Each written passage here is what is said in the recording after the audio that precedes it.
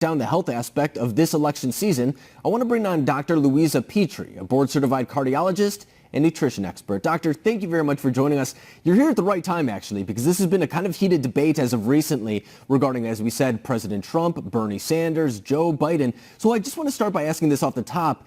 This is kind of a topic where a lot of times people aren't sure about how people should necessarily diagnose people who they don't see firsthand, or whether or not the voter rather, should know the health records of these different people that are running for president. So what's your whole take on that debate? Sure, Alex. We are witnessing the oldest field of presidential candidates in history. We have 5 candidates over the age of 70. Sanders, we have Trump, Bloomberg, Biden, Warren. And of course, it's a very legit question. Are these candidates fit for the office? It would be very traumatic for a nation to face replacing a president.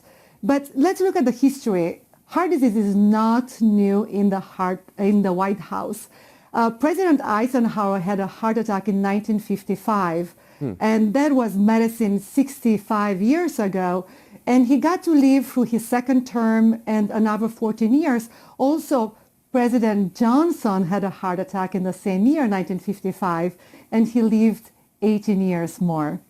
So that's really interesting, actually, because, I mean, history kind of shines a light on what we can expect in the future. And as you point out, too, we're in a time where candidates are older right now. I think it's maybe because people are just living longer for the most part. But why do you think that this is becoming more of a hot contested topic, as you were saying? Do you think it is because those candidates are getting older? Do you think it's because this round of candidates is just more unhealthy maybe than previous ones? What is the reason why it's a more hotly talked about topic right now? First of all, this is definitely a little bit of ageism here, but if you look at the baby boomer, heart disease is a part of this generation. 1 in 3 adults over the age of 70 have a certain degree of heart disease. And as far as we know, except Warren, the rest of the 4, they do have a more or less degree of heart disease. But the reality is we live in a time and age when medicine is so advanced. 90% of people can survive a heart attack. And I see firsthand as a cardiologist, people surviving 20 to 30 years after bypass surgery or a heart attack.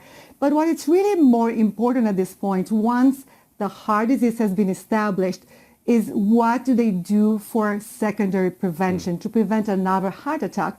How is their lifestyle? Do they eat healthy? Do they exercise? Are the risk factors controlled, like blood pressure, cholesterol? Do they have healthy weight? And that's what really is most important, predicting how your health is going to be in the future. It makes a lot of sense because, of course, I mean, the same way that you and I should be exercising regularly, getting our heart rates up, it seems that a president should be doing the same thing. I get it. They have very busy schedules as well. But, I mean, they're still human beings. And acknowledging that point, there's become a little bit of a debate over releasing medical records. President Trump has, of course, released letters from his physician. Bernie Sanders has released some letters from his physician as well, but not the full medical records that he promised previously. Is there a precedent that has been set regarding the release of medical records, or what presidents have usually done in the past, or is it just kind of an open type of process?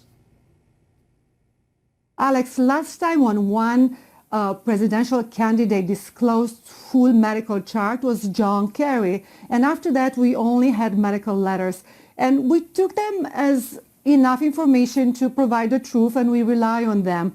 But if we look at Sanders, let's see what heart disease really means. Nowadays, we can stop a heart attack. If one goes to emergency room within 6 hours, we can stop that heart attack. And that's what happened to Sanders.